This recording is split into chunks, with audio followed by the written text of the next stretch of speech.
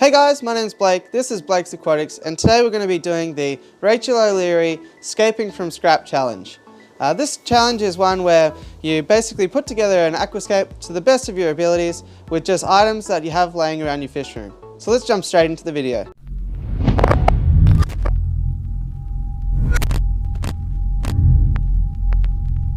Okay, so for today's Scaping with Scrap Challenge, this is the tank that we've picked out.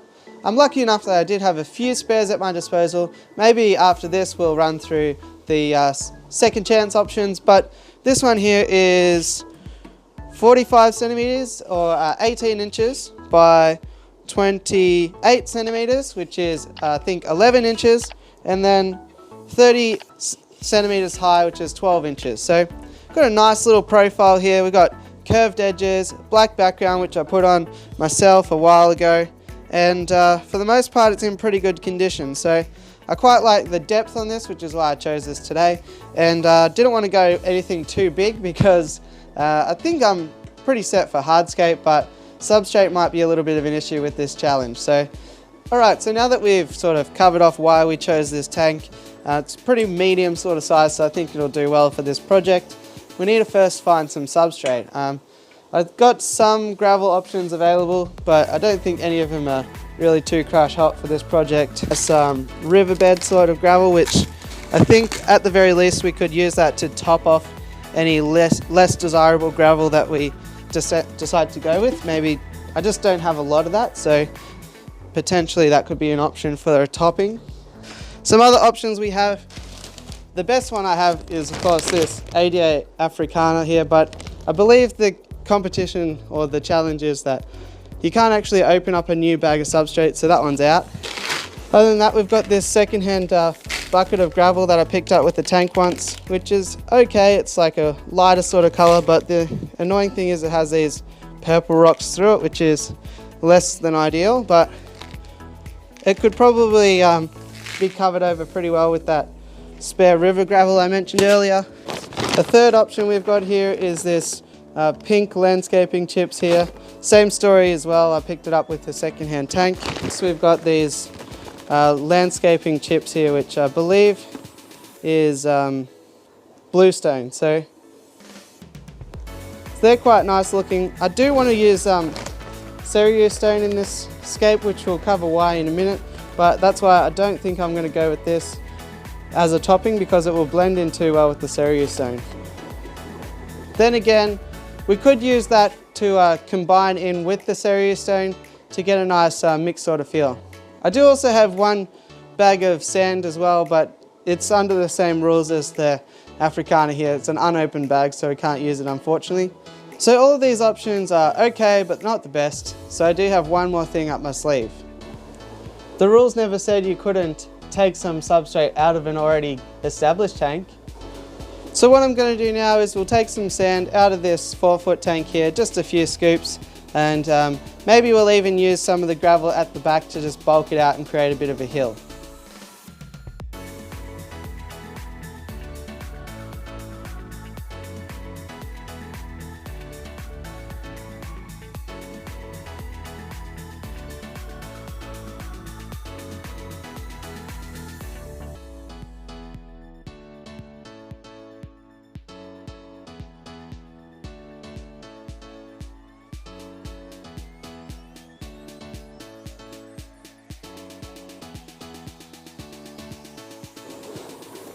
Okay, so we've got some nice sand substrate in here now, battered up towards the back to create depth.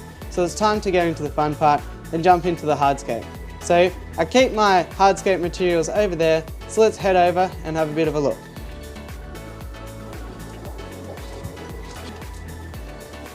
Okay, so down here we have my hardscape wagon.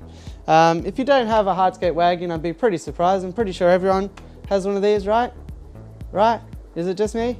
Anyway, the reason this came about is because a long time ago I was watching an Aquascaping YouTube channel, I can't remember who, and they said the best thing that they can ever suggest is every time you go to a local fish store, pick up a nice piece of hardscape. So I took that in my stride, and I'm always happy to be enabled into buying more hardscape. So this is how we ended up with the hardscape wagon. But the good thing about it is when challenges like this come up, we're well prepared. So we've got a good combination of different rocks and stuff we can use in here. The only thing I don't have a heap of is actually driftwood, but we've got all sorts of base rock and other pieces of limestone, but I don't think that will be good for our project today. We've got lava rock with caves and all that fun stuff too. That's really good to have, especially with larger cichlids. We've got this here, I believe it's called maple stone. Really nice rock with some great texture through it, but once again, I don't think we'll use that one today. Of course, we've got an absolute staple. Got quite a bit of dragonstone here, but I don't think we'll use that one today either. The one that I think we're going to use today, and the one that I have the most of, is of course another staple in the hobby, Cereus stone. Another great one we've got here are just landscaping river pebbles from the hardware store. Cheap substrate and very versatile. You can use them in a lot of scapes as well. In terms of driftwood and things like that, we've just got some interesting pieces here. We've got these small twig sort of sections here. I'm not exactly sure what wood that is, I just collected it. Some bogwood, Malaysian wood I think this is called. Got a few pieces of that. We've got some cholla wood, but we don't really have enough of that to work with, and we've got some spider wood here too, as well as some gold vine, but don't really have a heap.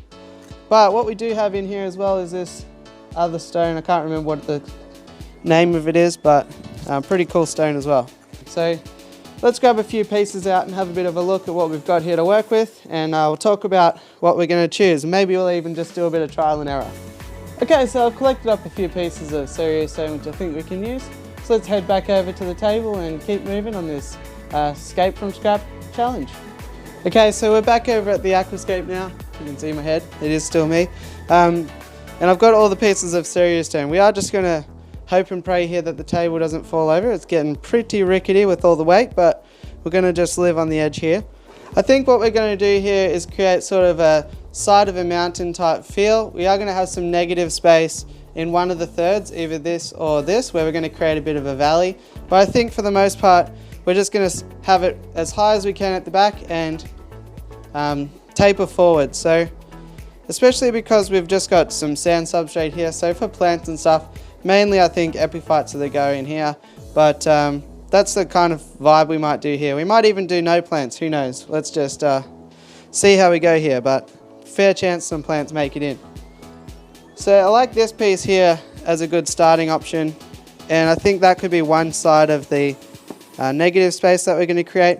By negative space I just mean basically nothing here. This will be empty to give that depth, to show that the scape goes somewhere, not just to a flat wall. This is going to be a little bit difficult because I can't really see what I'm looking at here, so that's always a bit of a challenge, but whilst we're in the mood for challenges, we might as well keep them going. Yeah, so as you can see there, we're just going to create sort of a tunnel to nowhere, and we're just going to fill up the other side here so it doesn't look out of place. From then it's just a matter of tapering things towards the front. So we'll just continue along with the view there to do that. You don't want anything too crazy, like you want to sort of gradually bring the scape down to the foreground. So we pretty much, for this scape, you might notice with the rocks, this side here is diagonally going upwards like that, and this side here is diagonally going downwards like that, drawing the eye into the negative space. That's the theory we're going with anyway. So I'll just put another piece down here. So I'll just have a bit of a look at how the scape's going now. And I'm pretty happy with it, to be honest. I reckon we've done okay here. So as you can see, there's one clear area where your eye is going to go up to, and I think that's where a lot of us go wrong, including myself. Often we we got a few favourite rocks and we want to put one here, one here, one here, and one here. And what we're doing without knowing it is really confusing the people looking at it. So what you want to think about when you put together an aquascape, as far as what I've gathered watching people who are actually good at this stuff, is that you want to just make it really obvious where the person putting it together wants you to look. And for me, that's right there. And hopefully that's obvious to you out there as well. So in my Aquascaping for Beginners series, where I talked about the Dragonstone Aquascape and the little fragments and how each small fragment is just as important as these big feature pieces here. We haven't actually gone wrong from that. I haven't changed my mind, but I thought we could actually use these stones that I talked about early days as a potential substrate. We could potentially just put these in, scatter them around now, and it will seem, I think they'll be close enough to the cereal stone that it will seem like a bit of a rocky outcrop. This could potentially also ruin it. I'm not really sure. I haven't combined these things before, but I think that there's potential that we could actually, instead of smashing up a piece of cereal stone, for the purpose of this challenge, we can actually just spread this around and get the same effect. So the only thing that I am noticing first up is that they're a very consistent size, which I'd like there to be a few larger pieces and stuff like that. So we might still smash up another piece, but we're just going to spread it around first and have a bit of a look how that looks.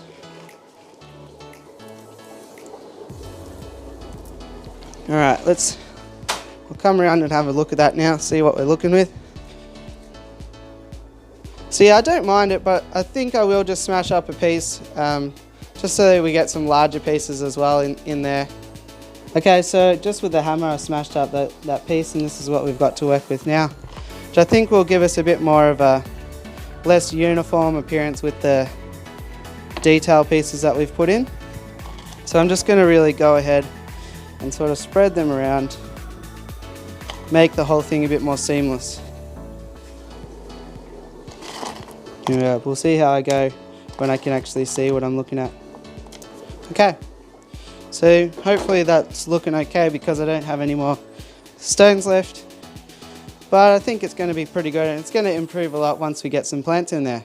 Which, speaking of, it's time to move over to that now. So let's have a look what plants we've got around the fish room. So I am pretty lucky that I've got a fair few plants here to choose from. We've got some AR Mini, which against that dark cereal stone might look pretty nice. We've got the Pinnatifida here, the Hygrophila Pinnatifida. Classic in my fish room, Red Tiger Lotus, Monte Carlo. We've got Amazon Swords. This one's not looking too good, this tank here. But we've got plenty of options in here. We've got Vallisneria, which might be a great option for the back, and it can sort of drape over that side and drape over that side, really helping us with our look here. We've got some Trident Leaf Java Fern up there, Hairgrass, different types of Rotala. But early days, I'm thinking that Vallisneria at the back, we can easily chuck some root tabs underneath. Vallisneria at the back might be the go. AR Mini in between the rocks. And yeah, we might go AR Mini at the front, Pinnatifida, and then Vallisneria at this stage. We'll keep having a look around and seeing if we can't find anything that will change our mind. Limnophilia is always a good one, nice bright green plant that we can use.